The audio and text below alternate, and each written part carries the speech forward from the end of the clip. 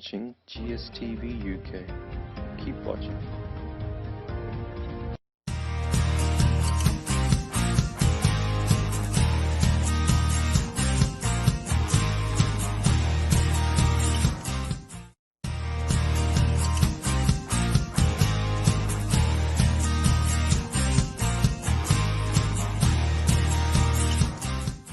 अस्सलाम वालेकुम नाजरीन, GSTV के साथ मैं हूं आपकी मेज़बान हाफजा इकरा। उम्मीद करती हूं कि आप लोग सब खैरियत से होंगे। जैसे कि आपको पता है कि हमारा प्रोग्राम लाइव स्ट्रीमिंग है।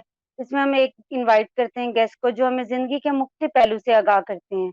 जो आज के हमारे गेस्ट हैं वो डायरेक्टर हैं थैनेट हॉल स्कूल के। अस्सलाम वालेकुम सर। जी, वालेकुम अस्सलाम। मिस इकरा कैसे हैं आप? खैरियत से हैं? ठीक हैं? जी अल्लाह का शुक्र, मैं बिल्कुल ठीक हूँ। सबसे पहले तो GSTV के प्रोग्राम में आपको वेलकम कहती हूँ। जी, बहुत शुक्रिया आपका और आपका बहुत शुक्रिया कि आपने इनवाइट किया और बुलाया, बहुत नवाज़िश। सर आप हमें अपना थोड़ा-सा तारुफ करवा दें, फिर हम अपने प्रोग्राम की तरफ चलेंगे।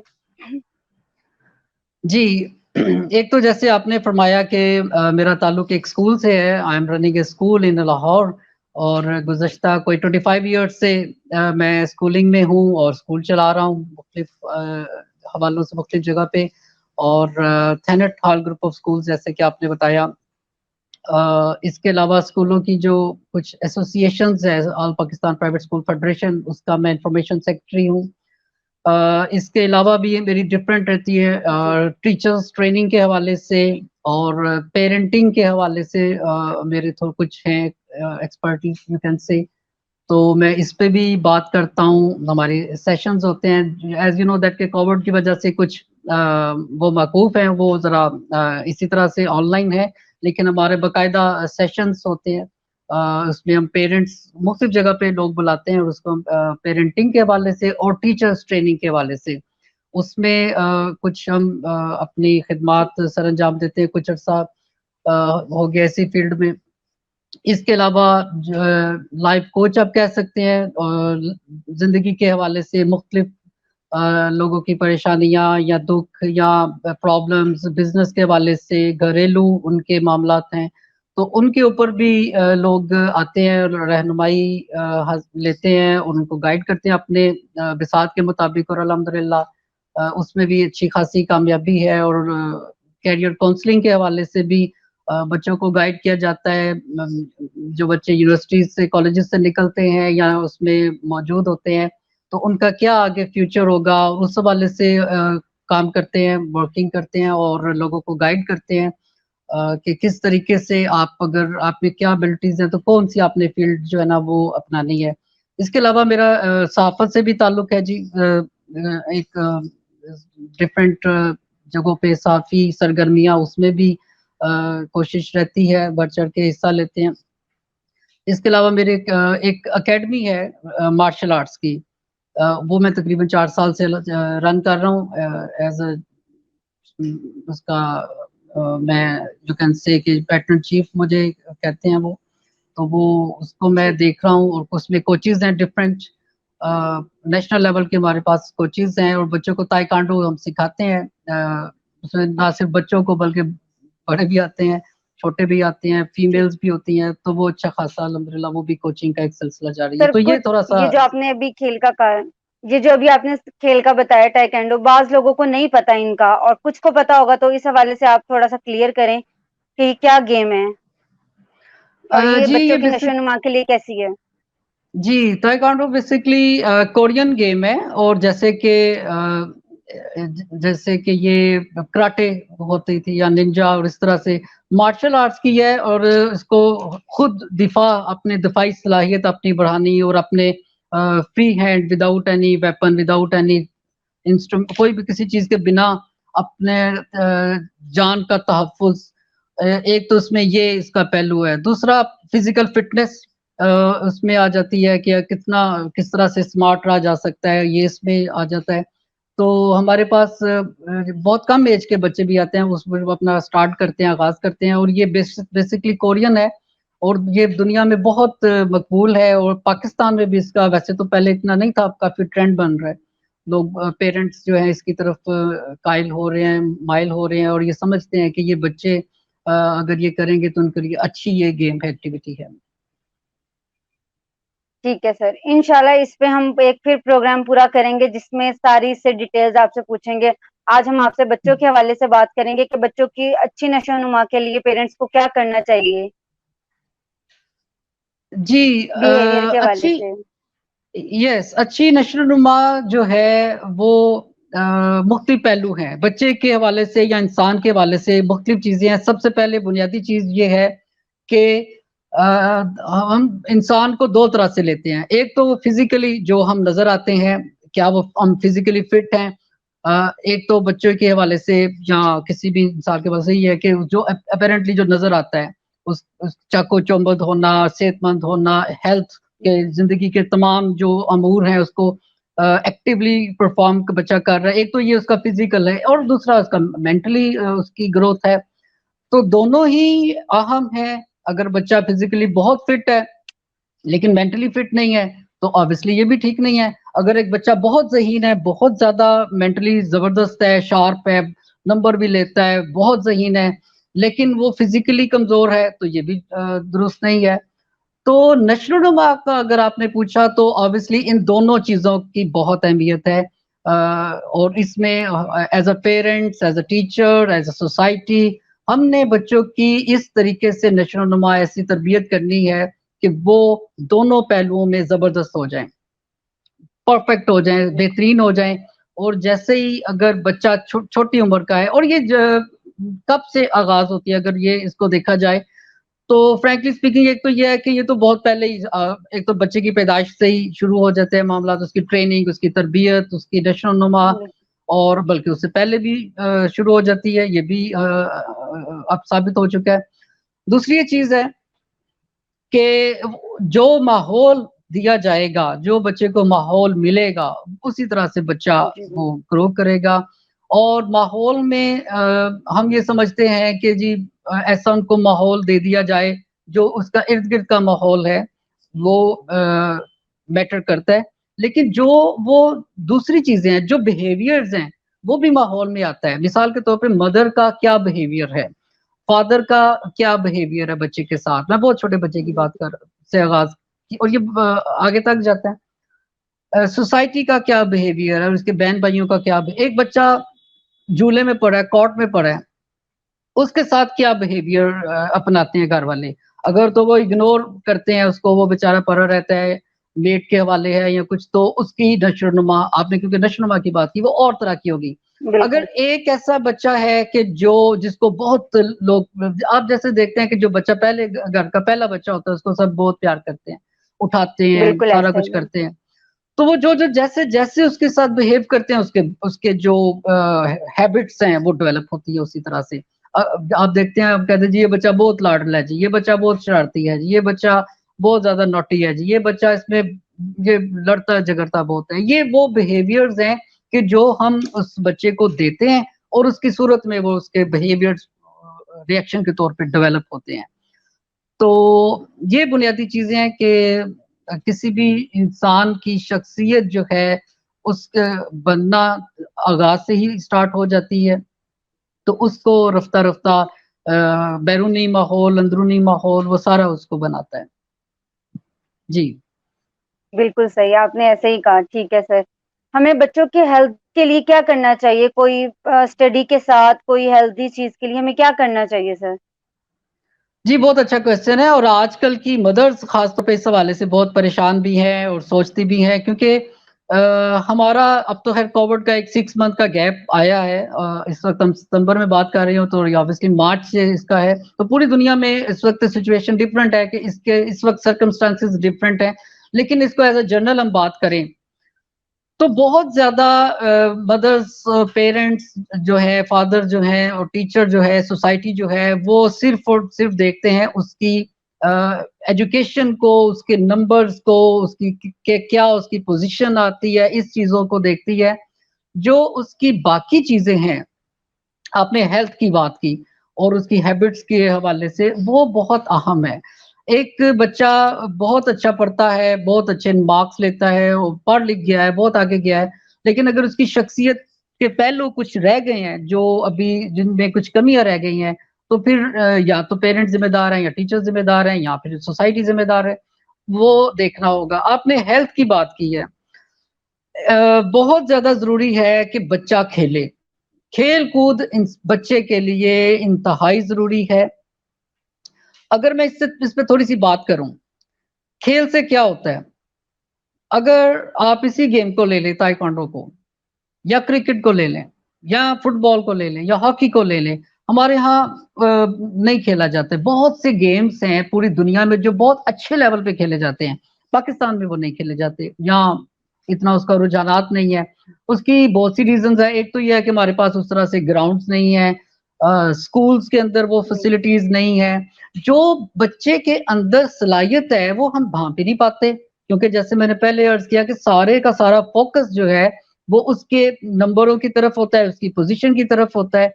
तो हमारा ये तसव्वुर है, हमें ये बताया जाता है कि खेलोगे, कूदोगे तो होगे खराब, पढ़ोगे, लिखोगे तो होगे नवाब। बिल्कुल, तो हमने पढ़ने-लिखने वालों को नवाब देखा भी है, लेकिन इसके बरअक्स भी कुछ रिज़ल्ट्स आते हैं।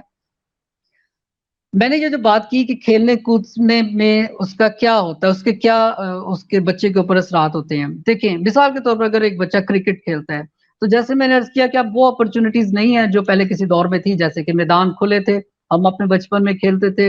हमने देखा कि लाहौर में, कराची में, किसी भी शहर में देख लें, क्रिकेट जो है वो गलियों के या रोड्स पे खेलने का तसव्वुर था संडे को।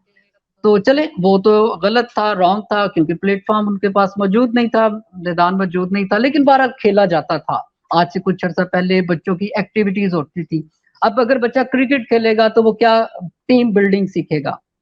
वो देखेगा कि किस तरीके से हम टीम बिल्ड कर सकते हैं।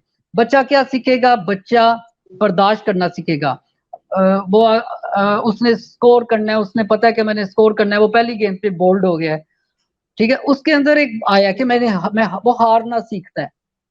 ठीक है? जब वो हारेगा, बोल्ड होगा, जो उसकी एक्सपेक्टेशंस क्या है कि मैंने छक्का मारना है, तो वो बोल्ड हो गया। ये इसका एक रवैया डेवलप हुआ। हो सकता है कि वो बिल्कुल, बर्दाश्त उसमें पैदा हो।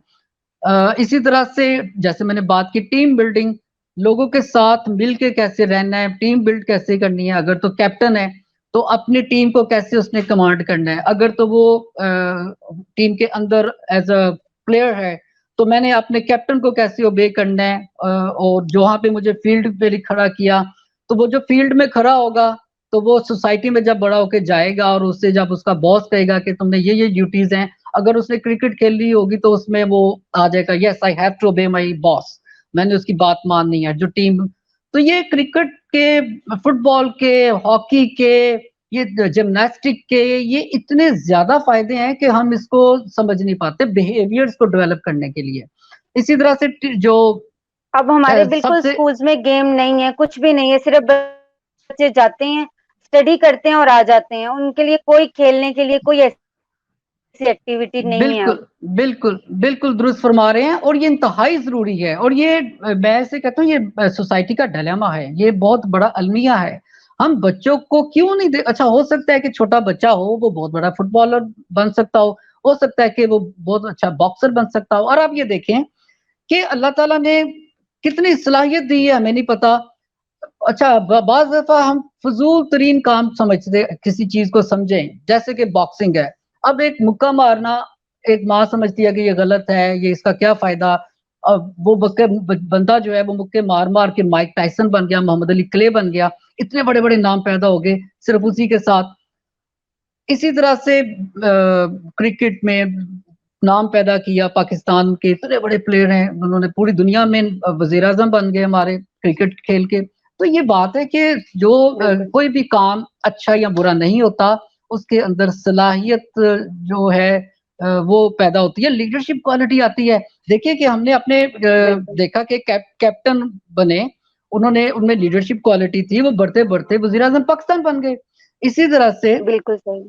और वो हर जगह पे इसको कहते हैं जी कि अब आपने उसको मिसाल देते हैं कि मैं कप्तान था, मैंने अपनी टीम ऐसे बिल्ड की और मैं अपनी टीम इसी तरह से, जो भी उसके नताइज हैं सियासी तौर पे, वो एक अलग चीज़ है, वो एक अलग बहस है। लेकिन वो he is a leader of Pakistan. बिल्कुल, और क्या होता है? और ये होता है कि बच्चे को कोई भी गेम खेलें, उसके रिफ्लेक्सेस जो है ना वो शार्प होते हैं। अब मैं क्रिकेट की मिसाल ले देता हूँ कि एक फील्डर खड़ा है, उसके बाद तेजी से कैच आया, उसने कैच ड्रॉप नहीं करना, उसे पता है कि अगर मैंने कैच ड्रॉप किया या मिस फील्ड हो गया मेरे से तो इंसल्ट हो जाएगी या वो दूसरी टीम को नंबर मिल जाएंगे, स्कोर मिल जाएगा। और उसने क्या करना है, क्विकली उसको अपने फील्ड जो है ना अपनी संभालनी है। बॉलर है तो वो भागेगा, ऑब्वियसली उसको पता है कि मैंने विकेट के ऊपर बॉल कराना है, इसको बोल्ड करना है। जो बैट्समैन है वो बिल्कुल, कहेगा कि मैंने छक्का। इसी तरह से अगर आप हॉकी ले लें तो वो उसको पता है कि ये गोल है, ये मेरा टारगेट है, ये मैंने इसको लेके जाना है और बिल्कुल, गोल करना है। आपके पास शहबाज सीनियर जो थे, Shahbaz Ahmed, Pakistani hockey player, captain रहे, वो 10 9 8 9 लोगों को डॉस करके, समीउल्लाह है वो भी फ्लाइंग हॉर्स, वो बिल्कुल, 10 5 लोगों को बीट करके, डॉच करके तो गोल कर देते थे। तो वो क्या जिंदगी में गोल बिल्कुल, अचीव नहीं करेंगे? ऑब्वियसली करेंगे। बिल्कुल तो ये करेंगे। रिफ्लेक्सेस जो हैं वो शार्प होते हैं गेम के अंदर। नशो-ओ-मा की हेल्थ की बात की तो मैं ये ही आपको कहूँगा कि गेम अब वो भी तो होता है ना कि वो डॉक्टर ने कहा कि इसको ना फुटबॉल खिलाएँ, तो वो फुटबॉल खेलने के बाद बच्चे में भी कोई फ़र्क नहीं पड़ा, तो उन्हें पूछा कि क्या वजह है कि आप कब तक फुटबॉल खेलते हैं? कहते जब तक मोबाइल की बैटरी ना खत्म हो जाए तब तक खेलता हूँ। तो ऐसा नहीं है, मोबाइल में हम बच्चों को लगा देते हैं, बच्चों को ये एक बहुत बड़ा है कि हम देखते हैं कि मदर जो है, फादर जो हैं, वो अपने कामों में बिज़ी हैं और माँ क्या करती है कि वो अगर उसने लंच बनाना है किचन में, बच्चा छोटा है, वो उसको मोबाइल दे देती हैं, वो बच्चा मोबाइल पे खेलता है, तो उसके असरात आते हैं। साबित हो चुका है कुछ मोबाइल की गेम जो है, वीडियो गेम जो है, वो ऐसी हैं कि बच्चे के ना शार्प होता है, उसके रिफ्लेक्सेस तेज़ होते हैं, मेमोरी पैक उसके तेज़ होते हैं, बेहतर होता है। लेकिन कुछ ज़्यादातर मोस्टली गेम्स ऐसी हैं कि वो उसका ब्रेन के जो है वो डल हो जाता है। वो बच्चा जो है ना उसको वो उसमें उसके जो सेल्स हैं वो वीक हो जाते हैं। तो बिल्कुल, इसमें और दूसरी चीज़ है कि कोई भी काम करें, दुनिया का कोई चाहे गेम ही है, टाइम लिमिट सेट करें और टाइम टेबल सेट करें। बिल्कुल, excess of everything is bad. तो हम बाज़ दफ़ा सारा-सारा दिन काफ़ी-काफ़ी देर तक बच्चे मोबाइल पे लगे होते हैं या जो दूसरी अगर उनके पास वो है वीडियो गेम्स हैं, तो उसमें ऑब्वियसली उनका बहुत जी। हर्ज होता है। तो ये बहुत उससे बुनियादी आइज़ भी चीज़ है। वीक होती हैं बच्चों की। बहुत वीक हो रहे हैं उनके अब बच्चों को देखिए आप मैं तो चूँकि स्कूलों में मेरा जाना होता है, आप ना सिर्फ़ अपने बल्कि दूसरे भी लोग बुलाते हैं, तो बच्चों के साथ भी बात होती है, टीचर्स ट्रेनिंग के हवाले से टीचर्स को भी हम बात करते हैं, तो देखते हैं कि ग्लासेस लगे हुए हैं, छोटे-छोटे बच्चों के जो है ना इनके लगी हुई हैं, पहले नहीं था ऐसे। तो ये वजह क्या है? वजह पहले ऐसे यही नहीं था, है बिल्कुल कि वो टीवी देखते हैं बहुत देर तक और ख़ास तौर पे मोबाइल देखते हैं। मैं जो अगर मदर्स हमारी सुन रही होंगी बच्चों की, उनको मैं एक कि ख़ास तौर पे अगर रात के वक़्त लाइट्स ऑफ हैं या कम हैं, तो उस वक़्त अगर बच्चा लेट के मोबाइल पे कुछ कर रहा है, गेम खेल रहा है, तस्वीरें देख रहा है, वीडियो देख रहा है, वो इंतहाई नुकसानदेह है। आई साइट के लिए मैं आई स्पेशलिस्ट तो नहीं हूँ, लेकिन लेकिन मुझे पता है कि ये इंतहाई नुकसानदेह है, तो ये इसके लिए हमें बहुत ज़्यादा केयर करनी होगी, बहुत एहतियात करनी होगी। और अगर आप कहते हैं इससे आगे भी बात की जाए गेम्स से आगे हेल्थ के हवाले से फूड जो है ना हेल्दी फूड आज के दौर में ये भी बहुत ज़्यादा कमी है। पहले ज़रा डिफरेंट होता था माहौल घर का सारा ओवरऑल काफ़ी डिफरेंट तरीके से जो है ज़ाहिर है कि हर चीज़ ग़िज़ा जो है वो अच्छी होती थी, हेल्दी वो भी होती थी। ज़रूरी है, बिल्कुल। बिल्कुल और अब वो बच्चे मिल्क खालिस भी नहीं होती थी। पीते और बस जंक फूड खाते रहते हैं, जिससे उनकी हेल्थ पे भी डिफ़ेक्ट होती है, वो सही नहीं होती है बिल्कुल। बिल्कुल दुरुस्त फरमा रही हैं आप, बिल्कुल। और ना सिर्फ़ वो इफ़ेक्ट होती है, इतना ज़्यादा वो इफ़ेक्ट करती है ह्यूमन बॉडी के ऊपर। मेरे पास एक मिसाल है, मेरे कज़न की बेटी शी वाज़ इन मैट्रिक और उसकी डेथ हो गई है लास्ट मंथ और ओके, वजह क्या बनी? वजह उसकी ये बनी कि वो जंक फूड्स खाती रही। ये मैं आपको ऑब्वियसली ऑन द रिकॉर्ड बता रहा हूँ, उसके वालिद ने मुझे बताया कि कुछ मैं नाम नहीं लेता, लेकिन कुछ ऐसे स्नैक ऐसी चीज़ें मिलती हैं बाज़ार से जो पैक्स होते हैं चिप्स वग़ैरह के फ़ेमस ब्रांड, इस तरह की वो चीज़ें खाने से उनके उसको डायरेक्टली उसके ऊपर असर हुआ, उसके जो है ना वो सारा सिस्टम उसका इतना डिस्टर्ब हुआ कि वो एक जवानी के आगाज़ में अल्लाह ताला के पास चली गई। She was I think 15 year और 16 ईयर ओल्ड तो उसका इतना ज़्यादा सिस्टम वो खराब हुआ जंक फूड्स की वजह से, तो ये इंतहाई नुकसानदेह है। हेल्दी फूड, आपने मिल्क की बात की, मिल्क इतना ज़रूरी है बच्चों के लिए। और एक ये भी अलमिया है, हम लाहौर में अगर बैठे हैं या किसी भी जगह पे, कराची में है, इस्लामाबाद में है, हमें बहुत जो देहात में है उनको तो ये फैसिलिटी मिल सकती है कि उनको खालिस दूध मिलता है।